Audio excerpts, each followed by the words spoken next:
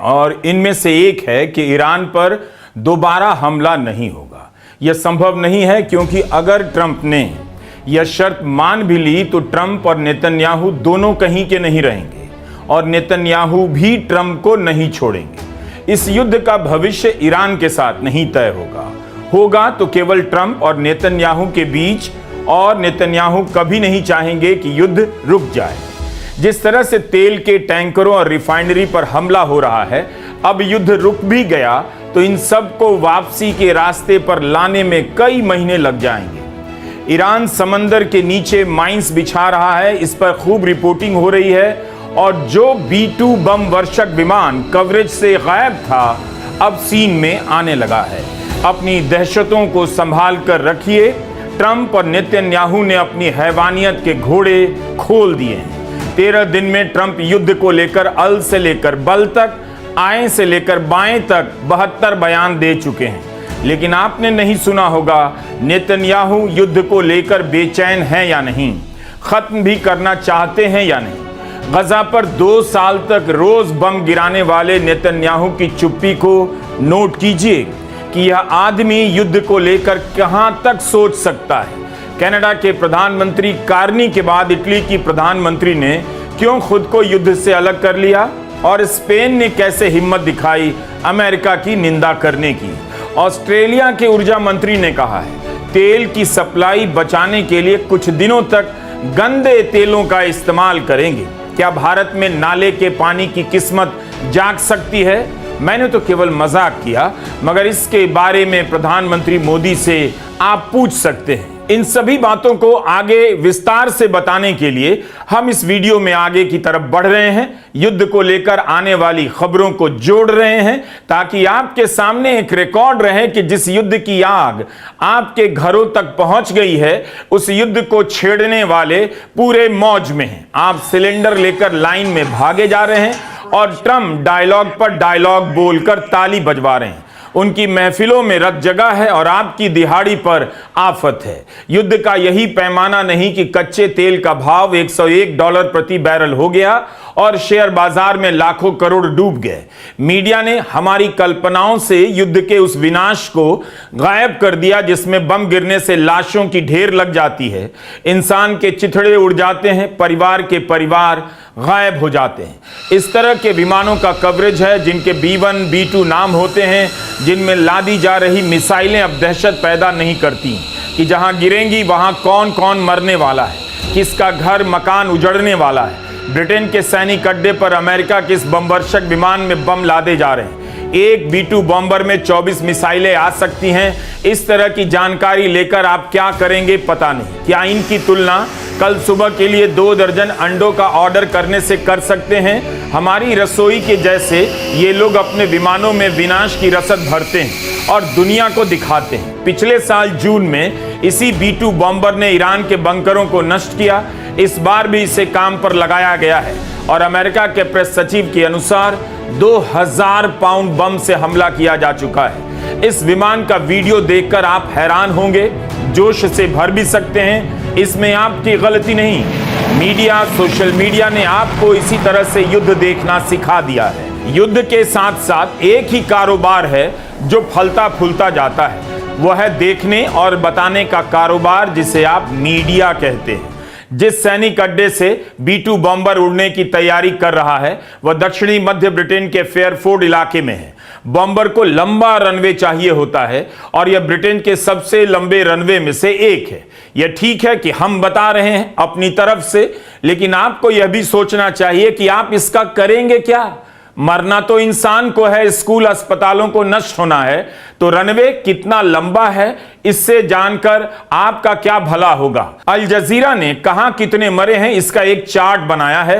मरने वाले कौन थे नहीं बताया है, लेकिन अगर नंबर से फर्क पड़ता है तो देखिए कि ईरान में 1300 से अधिक लोग मरे, मगर कमजोर लेबनान पर इसराइल ने कहर बरपा दिया।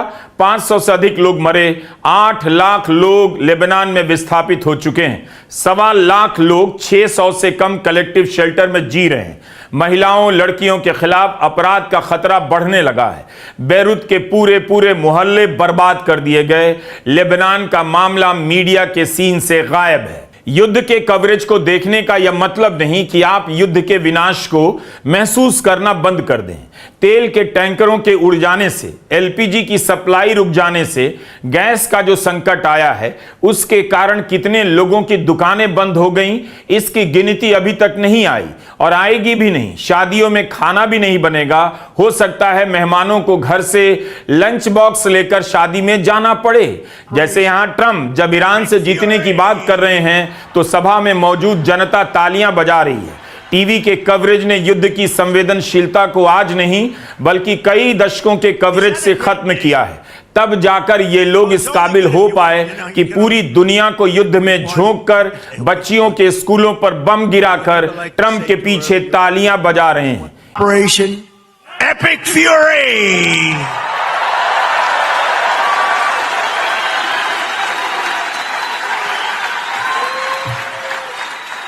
Is that a great name? Well, it's only good if you win. You know, you can only do. And we've won. Let me say, we've won. You know, you never like to say too early you won. We won. We won the bet. In the first hour, it was over. But we won. एक शायर आपसे दाद पाने के लिए उम्दा शेर लिखने में दशकों लगा देता है और एक नेता आपसे दाद पाने के लिए बस किसी शहर पर बम गिरा देता है। फिर भी अमेरिका की जनता युद्ध का विरोध कर रही है, सवाल कर रही है। जो सर्वे आ रहे हैं उसमें ट्रंप की लोकप्रियता सरकती जा रही है। एक नए सर्वे के अनुसार 52% लोग युद्ध के विरोध में हैं। अल जजीरा की एक रिपोर्ट है कि अमेरिका के खुफिया विभाग का मानना है कि ईरान के जिस रिजीम को अमेरिका और इसराइल नष्ट करना चाहते थे उसे कोई खतरा नहीं।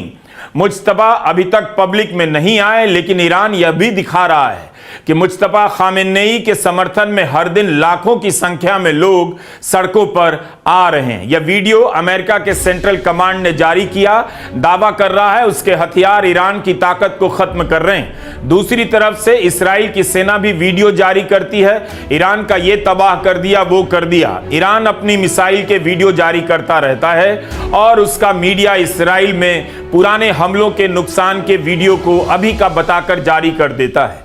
आम लोगों के इंटरनेट पर पाबंदियां हैं। इसराइल ने मीडिया पर सेंसर किया है। ईरान सिर्फ CNN को आने की अनुमति देता है, इसलिए मीडिया वॉर अब सेनाएं लड़ रही हैं। युद्ध की प्रेस कवरेज यही बनकर रह गई है। जो सेनाएं जारी करेंगी, प्रेस रिलीज को खबर बना दिया जाएगा, एडिट किए हुए वीडियो को ग्राउंड रिपोर्ट की तरह पेश किया जाएगा। बम गिर रहे हैं मगर कोई जीत भी नहीं रहा। ट्रंप बेफिक्र हैं, कल क्या कहा याद नहीं और आज क्या कहा उससे वास्ता नहीं। कह दिया स्ट्रेट ऑफ होर्मुज से तेल के जहाज अब गुजर सकते हैं। Now that tankers are being attacked in the Strait of Hormuz, how are you going to ensure the safety of oil flowing through there? I think you're going to see great safety, and it's going to be very, very quickly. We have decimated that country. Are you talking to CEOs of various oil companies, encouraging them to use the Strait of Hormuz right now? I think they should. I think they should use. Trump के इस बयान के बाद होर्मुज से तेल के कुछ जहाज गुजरने लगे। दो ऐसे जहाज थे, सेफ सी विष्णु और ज़ेफायरस। दोनों जहाज इराक से तेल लेकर आ रहे थे। हमला इराक के पानी में ही हो गया। इस हमले को सुसाइड बोट अटैक कहा जा रहा है, यानी बम से भरी नाव जहाज से टकरा गई और आग लग गई। इस हमले में एक व्यक्ति की मौत की खबर है। इन हमलों के बाद 3 और विदेशी जहाजों पर बमबारी की खबर आई है। एक हमला दुबई के पास एक कंटेनर शिप पर हुआ, जहाज पर आग लग गई है। क्रू के सही सलामत होने की खबर है। 28 फरवरी के बाद से होर्मुज से केवल 66 जहाज पार कर पाए हैं। ईरान का होर्मुज पर कंट्रोल बढ़ता जा रहा है। वो अब तक 16 जहाजों पर हमले कर चुका है। होर्मुज के दोनों तरफ 500 कार्गो जहाज, 500 ऑयल टैंकर और 6 क्रूज शिप फंसे हुए हैं। इन जहाजों का बीमा बिल बढ़ता जा रहा है। गार्डियन अखबार ने बताया है कि पिछले साल के मुकाबले इस साल हर जहाज का बीमा रेट कई हजार डॉलर बढ़ गया है। 11 मार्च को थाईलैंड के जहाज मयूरी नारी पर प्रोजेक्टाइल से हमला हुआ। इसकी जिम्मेदारी ईरान ने ली। कहा जहाज के क्रू ने हमारी चेतावनी नहीं मानी, इसलिए हमला किया। थाईलैंड का यह जहाज भारत आ रहा था। भारत ने भी हमले की निंदा की। थाईलैंड के विदेश मंत्रालय ने ईरान के दूतावास के अधिकारियों को इस मामले पर बातचीत के लिए बुलाया है। इस घटना के सामने आने से पहले यह खबर आई कि विदेश मंत्री एस जयशंकर ने ईरान के विदेश मंत्री आरागची से बात की और एक दूसरे से संपर्क में रहने का फैसला हुआ। फिर एक खबर और आई कि ईरान ने इजाजत दे दी है कि अगर तेल के जहाज पर भारत का झंडा लगा होगा तो उसे स्ट्रेट ऑफ होर्मुज से गुजरने दिया जाएगा। ऐसा होता है तो यह भारत के लिए राहत भरी खबर होगी, लेकिन सूत्रों के हवाले से आ रही इस खबर को सूत्र ही गलत बताने लगे। एक लाइन में रॉयटर्स की खबर कहती है भारतीय सूत्रों ने कहा ईरान ने अनुमति दे दी है। दूसरी लाइन में उसी रॉयटर्स की खबर कहती है ईरान के सूत्र ने कहा ऐसा कोई समझौता नहीं हुआ। भारत में विदेश मंत्रालय और ईरान के दूतावास ने इस खबर पर कोई टिप्पणी नहीं की। तब भी यह रिपोर्ट हो रहा है कि विदेश मंत्री एस जयशंकर और अब्बास अरागची की बातचीत के बाद भारत के 2 जहाजों परिमल और पुष्पक को होर्मुज से निकलने की अनुमति दी गई है। न्यूज 18 ने सूत्रों के हवाले से रिपोर्ट किया है कि दोनों जहाजों ने होर्मुज का स्ट्रेट पार कर लिया है। पिछले कुछ दिनों में विदेश मंत्री और ईरान के विदेश मंत्री के बीच 3 बार बातचीत हुई है। अंतिम बातचीत में शिपिंग की सुरक्षा और भारत की ऊर्जा सुरक्षा से जुड़े मुद्दों पर चर्चा की गई। इसके अलावा अभी मेरे लिए कुछ भी कहना जल्दबाजी होगा। भारत सरकार ही इसका साफ साफ जवाब दे सकती है कि ईरान ने अनुमति दी है या नहीं। उम्मीद है आप धीरज के साथ इस वीडियो को देख रहे हैं। अलग अलग घटनाएं अपने आप एक दूसरे से जुड़ रही हैं और आपकी रसोई भी इनके साथ जुड़ती जा रही है। तेल से भरे एक जहाज के ईरान से मुंबई पोर्ट आने की खबर है। बताया जा रहा है यह पहला जहाज है जो होर्मुज पार कर भारत आ सका है, लेकिन इसे लेकर जो रिपोर्टिंग हो रही है उससे कुछ सवाल भी उठ रहे हैं। होर्मुज से मुंबई आने वाले शेनलॉग सुएज मैक्स जहाज को गोदी मीडिया में बढ़ा चढ़ाकर दावे किए जाने लगे हैं, लेकिन हिंदुस्तान टाइम्स के अभिमन्यु कुलकर्णी की रिपोर्ट कहती है लाइबेरिया के इस जहाज ने पार करने के लिए अलग ही विकल्प चुना। भारतीय, पाकिस्तानी और फिलिपीनी क्रू मेंबर्स के इस जहाज के कप्तान भारतीय हैं। 1 मार्च को सऊदी की रास तनूरा रिफाइनरी से निकले इस जहाज ने 8 मार्च तक सिग्नल प्रसारित किया, इसके बाद बंद कर दिया। सभी मॉनिटरिंग सिस्टम से गायब हो गया।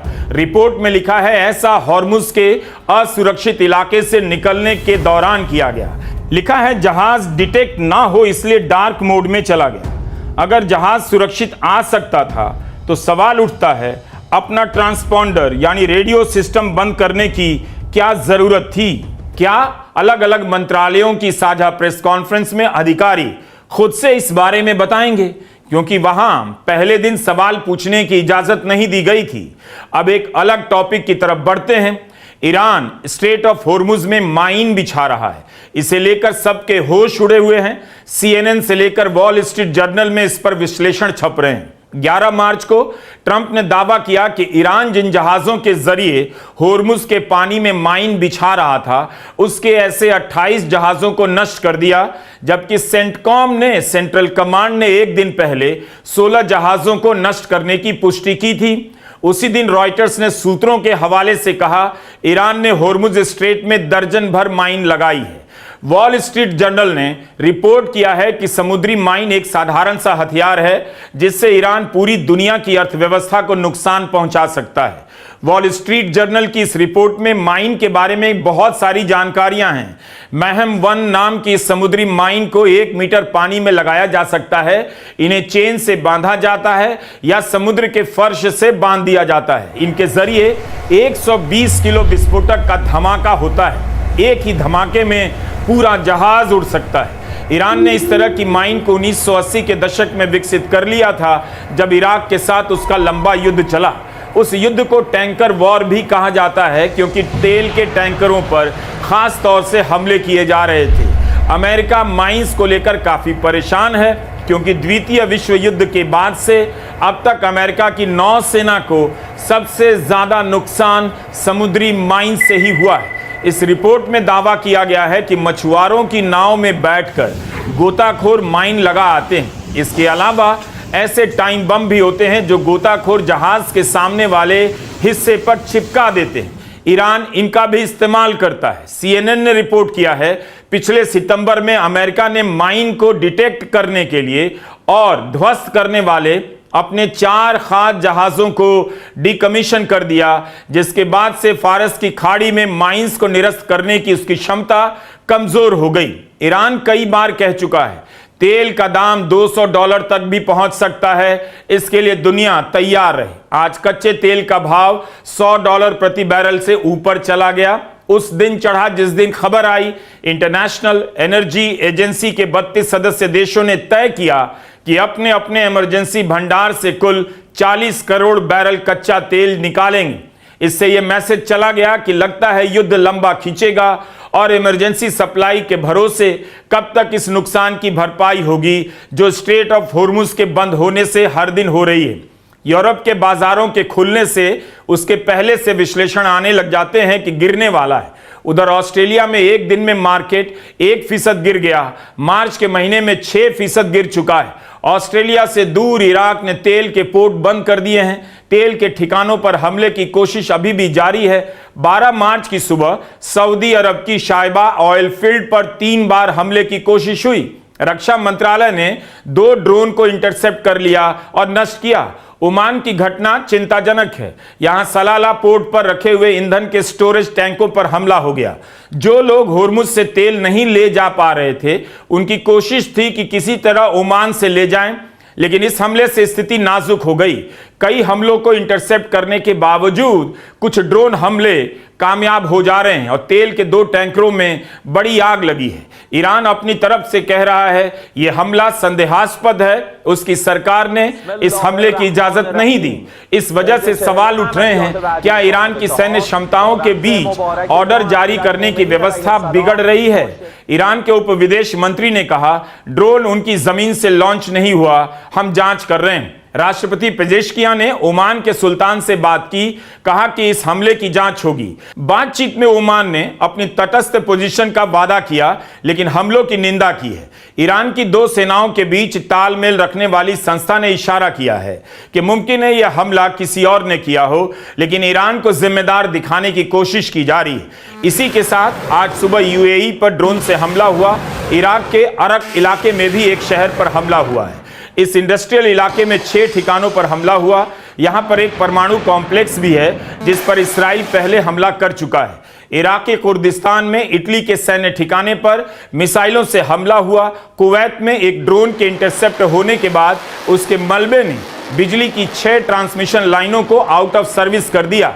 कुवैत में एक ड्रोन की रिहायशी इमारत पर हमले की भी खबर है। ईरान ने दावा किया कुवैत में अमेरिका के बेस पर हमला हुआ है। इस्राइल पर हो रहे हमलों को लेकर काफी सीमित जानकारी है। ईरान ने कहा कि उसने तेल अवीव में इस्राइल की सुरक्षा एजेंसी शिन बेत और वायुसेना के 2 अड्डों पर ड्रोन से हमला किया है। इस्राइल के स्वास्थ्य मंत्रालय ने जानकारी दी है कि पिछले 24 घंटों में करीब 180 लोग ईरान के हमलों में घायल हुए। अधिकांश को मामूली चोटें आई हैं, लेकिन ईरान से और हमले की आशंका है। दुबई की एक इमारत क्रीक हार्बर पर ड्रोन का हमला हुआ। यह रिहायशी इमारत है। इसके एक फ्लैट में आग लगी। इंटरनेट पर हमने इसके फ्लैट का दाम देखा तो 5 करोड़ से कम कुछ भी नहीं मिला। युद्ध को 2 हफ्ते होने जा रहे हैं, लेकिन अभी तक दुबई अपने आप को सुरक्षित नहीं कर पा रहा। ईरान के लिए स्ट्रेट ऑफ हॉर्मुज जिस तरह से हथियार बन गया है, उसी तरह उसने दुबई को भी टारगेट बनाया है। शायद ईरान को पता हो कि दुबई में दुनिया भर के अमीरों के ठिकाने हैं। उनके पैसे से दुबई चमकती है। कोई ऐसा दिन नहीं जब दुबई पर हमले की खबर नहीं आती। भले मिसाइलों को नाकाम कर दिया जाता है, तब भी कभी कभी मिसाइलें जमीन पर पहुंच जाती हैं। ईरान का मतलब साफ है, इस्राइल की जगह खाड़ी के देशों पर और खाड़ी के देशों में दुबई पर बार बार मिसाइलों से हमला। अगर दुबई को डरा दिया, नुकसान पहुंचा दिया, तो एक साथ कई देशों को नुकसान पहुंच सकता है। दुबई पर जब चोट होगी तो दर्द अमीरों की जेब में होगा। अमीर लोग दिल के दर्द से परेशान नहीं होते, उन्हें चुभन जेब में होती है। दुबई के बैंक भी खाली कराए गए हैं। इस्राइल ने तेहरान के एक बैंक पर हमला किया, उसके बाद ईरान ने कहा अब वह भी बैंकों पर हमला करने के लिए स्वतंत्र है और उसने चेतावनी दी कि बैंक से 1 किलोमीटर की दूरी के भीतर रहने वाले सतर्क हो जाएं। ईरान के विदेश मंत्री अरागची ने कहा कि ईरान के सबसे पुराने बैंक पर उस समय बम गिराया गया जब वहां सारे कर्मचारी काम कर रहे थे। हमारी शक्तिशाली वायुसेना इस तरह के हमले का बदला लेगी। जाहिर है खाड़ी के देशों के बैंकों में आशंका फैल गई होगी कि उनके दफ्तरों को निशाना बनाया जा सकता है। इसके बाद खबर आती है कि कतर में HSBC ने अपने सारे ब्रांच बंद कर दिए। HSBC ने रॉयटर्स से कहा अपने सहयोगियों और ग्राहकों की सुरक्षा से कोई समझौता नहीं हो सकता। रॉयटर्स ने यह भी रिपोर्ट किया कि सिटी बैंक और स्टैंडर्ड चार्टर्ड बैंक ने दुबई के अपने ब्रांच को खाली कर दिया है। तो कितनी सारी खबरें रेलगाड़ी की रफ्तार से दनादन चली आ रही हैं। बहरीन के अंतर्राष्ट्रीय हवाई अड्डे के पास धमाके हुए। 12 मार्च को बहरीन के खुफिया मंत्रालय ने 4 लोगों को ईरान की जासूसी करने के आरोप में गिरफ्तार किया है। ट्रंप ने भी कहा है कि उन्हें बताया गया है कि ईरान के स्लीपर सेल उनके तंत्र में घुसने का प्रयास कर रहे हैं। अभी तक तो मोसाद को लेकर खबरें आती थीं कि उनके स्लीपर सेल यहां घुस गए, वहां घुस गए, मगर अब ईरान के स्लीपर सेल की भी खबरें आने लगी। And if they try to hit us back, have you been briefed about how many Iran sleeper cells there could be inside the U.S. right now? I have been, and a lot of people came in through Biden with his stupid open border. But we know where most of them are. We've got our eye on all of them, I think. America ने कहा है कि Iran का air defence नष्ट हो चुका है। वो पहले के मुकाबले 90% कम मिसाइलें मार रहा है। दूसरी तरफ ईरान है जो कह रहा है यही हमारी स्ट्रेटेजी थी कि पहले अमेरिका के रेडार सिस्टम को नष्ट करेंगे, उसके बाद जो चाहे हमला करेंगे। अमेरिका क्या कह रहा है उसे नोट कीजिए, पता चलेगा अमेरिका कहां खड़ा है। अमेरिका जरूर बेतहाशा बमबारी कर रहा है, ईरान को नुकसान भी हो रहा है, लेकिन तब भी उसके बयानों से लगता है कि 13वें दिन भी ईरान टिका हुआ है और मुकाबला कर रहा है। चीन ने खाड़ी के देशों पर हमला करने के लिए ईरान की निंदा की है। ईरान पर हमला करने के लिए अमेरिका और इस्राइल की भी निंदा की है। ये जॉर्जिया मेलोनी है जिनकी राजनीति ट्रंप और प्रधानमंत्री मोदी की राजनीति से मेल खाती है। प्रधानमंत्री मोदी ने इनकी किताब की भूमिका लिखी है। इनमें पता नहीं कहां से हिम्मत आ गई। मेलोनी ने कहा इटली युद्ध में हिस्सा नहीं लेगा और ना ले रहा है। इटली में एक सर्वे हुआ, 70% लोग नहीं चाहते अमेरिका इटली की जमीन पर बने सैनिक अड्डों का इस्तेमाल ईरान पर बम गिराने के लिए करे। इटली ने ईरान के स्कूल पर बम गिराए जाने की घटना की भी निंदा की है। कनाडा के प्रधानमंत्री कार्नी ने भी कहा युद्ध में हिस्सा नहीं लेंगे। स्पेन के प्रधानमंत्री पेड्रो सांचेज इन दोनों से अलग हैं। इन्होंने ट्रंप को युद्ध का अपराधी कह दिया और इस्राइल से अपने राजदूत को स्थायी तौर पर बुला लिया है। स्पेन और इटली दोनों ही नेटो के सदस्य हैं। सऊदी के साथ अमेरिका का रक्षा समझौता है, मगर सऊदी भी युद्ध में शामिल नहीं। ईरान के राष्ट्रपति पेजेश्कियां ने रूस पाकिस्तान से बात की है, शांति के प्रति ईरान की प्रतिबद्धता जाहिर की है। कहा है युद्ध को खत्म करने का एक ही तरीका है, इस्राइल और अमेरिका ईरान के वैध अधिकारों को स्वीकार कर लें, उसके नुकसान का हर्जाना दें और आगे हमला नहीं करने की गारंटी दें। पेजेश्कियां ओमान के सुल्तान, तुर्की के राष्ट्रपति एर्दोगन और इराक के प्रधानमंत्री से बात कर चुके हैं। अभी तक प्रधानमंत्री मोदी और पेजेश्कियां के बीच फोन पर बातचीत की खबर नहीं आई। मेरे पास एक सवाल है, भारत के लोगों की दिलचस्पी किस में होगी? सिलेंडर कितना महंगा हुआ या पिछले 6 दिनों में अमेरिका का इस युद्ध में कितना खर्चा हो गया? ऐसी खबरों का आप क्या करेंगे कि 11 अरब डॉलर से अधिक अमेरिका का खर्चा हो गया है? क्या इससे गैस के सिलेंडर के दाम कम हो जाएंगे? सिलेंडर मिलने लग जाएगा? अगर आप स्टॉक मार्केट का हाल जानना चाहते हैं, फिलहाल मत जानिए।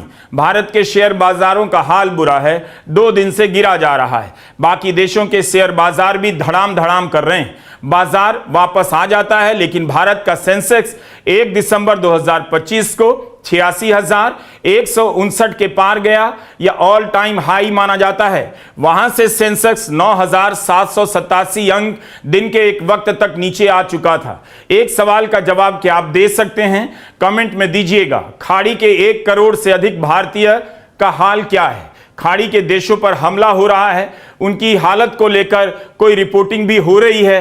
क्या आप कोई रिपोर्ट देख पा रहे हैं? इस वीडियो के कमेंट में जरूर लिखिए। हमारा वीडियो देखते रहिएगा और पड़ोसियों को भी दिखाइए। नमस्कार, मैं रवीश कुमार।